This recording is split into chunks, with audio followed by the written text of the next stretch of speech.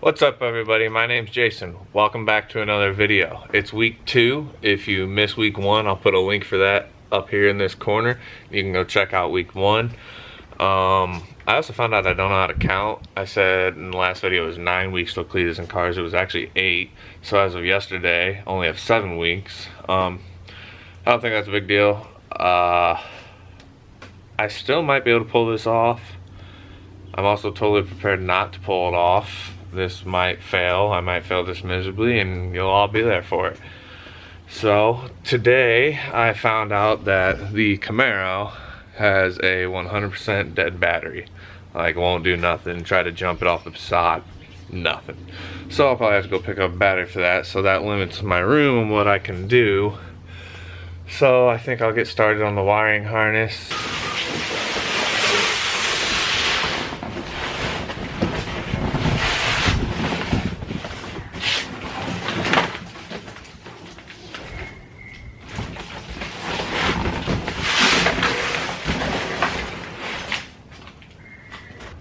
Every single one has a piece of yellow tape and a number on it, which correlates to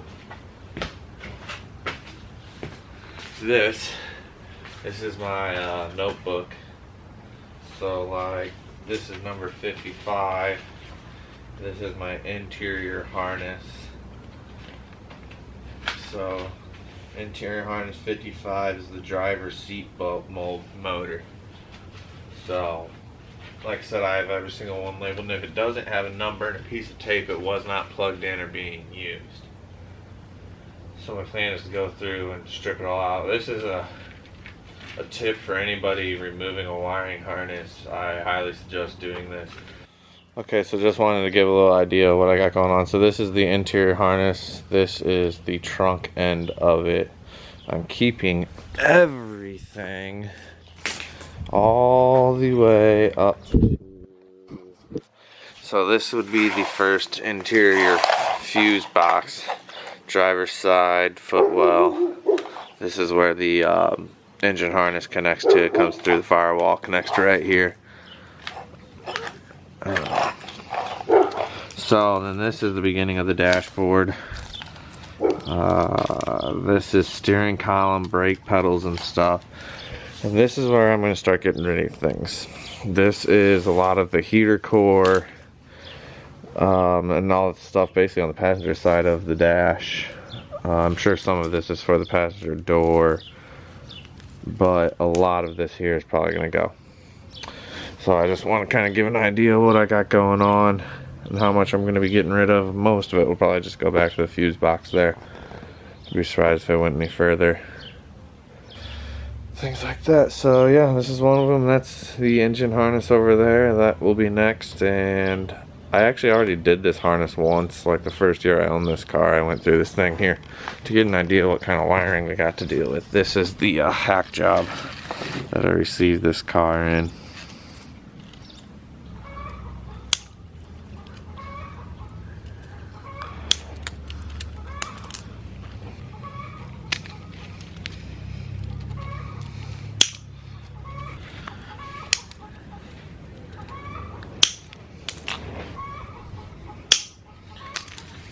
What I'm doing here is cutting all these connectors off, and then I'll just fish all these wires back through the other way and get rid of them all. Is what I'm doing ballsy? Extremely, very much so. Do I care? Not one bit. We're going for it. See here, I'm just checking my numbers to make sure that what I got rid of was what I was supposed to actually get rid of. And see, like these, did I cut these? Looks like it, but ain't no telling what these were anyways. Guess I'll find out. They weren't being used though, because I would have taped them.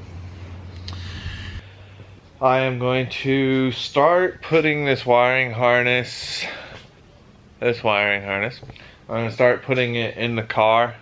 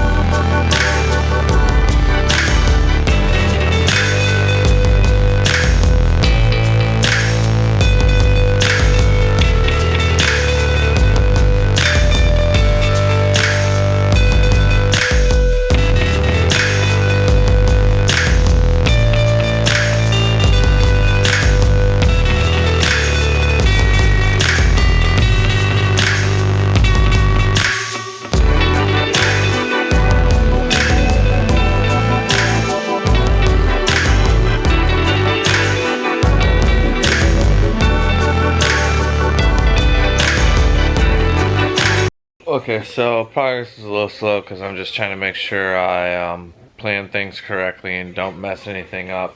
I already have messed up once. I cut off the passenger side pigtail off the main harness.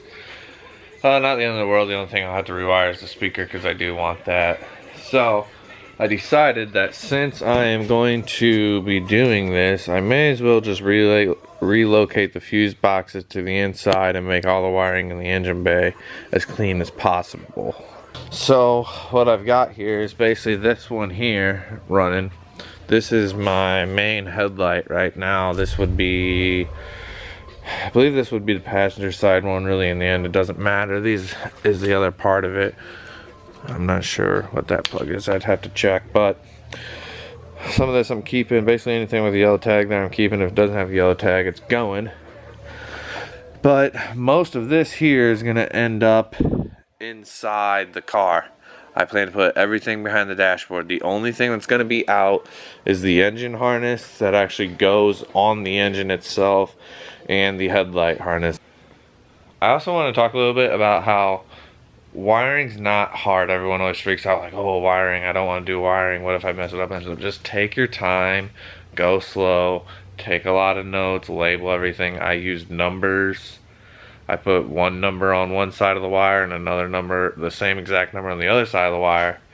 And that's how I know to resolder those back together, that those go together. Same with a plug. If I unplug something, I put number one on that plug and then put number one right next to where I unplugged it from. So I always know that one and one go together. Just one of those little tips to help everyone. You know, it's not, wiring is not that hard. It's alright guys, what's up? It's Monday night. I did quite a bit after I finished filming last night. So, let me turn off my tray so I don't get copyright trouble. Okay, so it's Monday night. If I haven't already said that, I want to give you guys kind of an update on what I got going on here. I worked for a couple hours, as I said, after I finished up filming last night and got a lot more done. I'll show you what I got here. So this is basically the headlight harness. This is the old passenger side, now going to be new driver side. I'm going to flip them. And then it's going to run up my, I'm actually going to try to run it through the frame rail and into the firewall. This piece is what connects to the inside harness. And then all of that, those wires over there, is kind of not showing up the best, but those wires over there I'm getting rid of. And these are all wires that basically are still being used, and I'm gonna have to rerun. I don't even know what most of those go to. I know a couple of them are transmission stuff. My goal is to make the wiring as simple as possible, so if something goes wrong, it's really simple to fix. The wiring is easy to get to. The circuits aren't that complex. Whew. In the middle of working on things and it just starts hailing out of nowhere. I don't know if you can see any of that. Okay. I hope we can see how dreadful this is. I mean, it's not that bad. The issue is that they just, like, they cut one wire here. I guess they cut a bunch of wires and played a guessing game of how they're just like, look at this orange wire. It goes here, and then it goes behind, all of these and back to here, and then this. Look at this. No, people, come on. What are we?